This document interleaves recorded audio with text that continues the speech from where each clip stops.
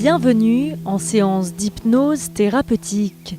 Organisée par l'Institut Réveil et Hypnose Formation Océan Indien et la Maison de santé pluridisciplinaire du Lagon, cet outil spécifique fait son entrée pour la première fois à Mayotte. Fabien Debré et Christelle Saguet nous en disent plus. L'hypnose humaniste, c'est une hypnose consciente en fait. C'est une hypnose où la personne sera actrice de sa guérison ou de son soin. Le champ est énorme, donc les allergies, les phobies, les confiances en soi, l'estime de soi, préparation pour les opérations, pour les accouchements, parce que ça rentre dans les hôpitaux aussi maintenant, ils l'utilisent pour les anesthésies. Que pour les professionnels de soins, c'est une aide, on va dire un soin par la parole. Donc c'est intéressant justement de pouvoir pratiquer cet outil au sein de l'hôpital. C'est simple en plus.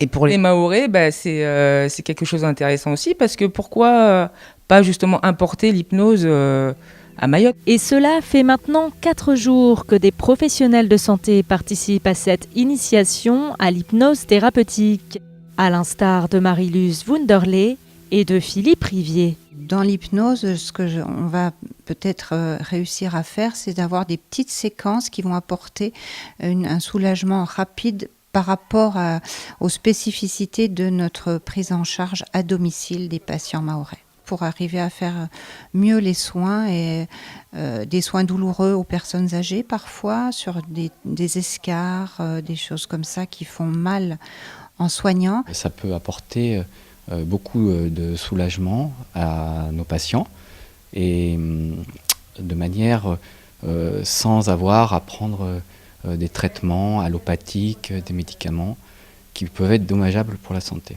L'apport de l'hypnose va être important pour soulager les douleurs lorsque on fait des soins à nos patients, particulièrement chez les enfants qui verbalisent peu.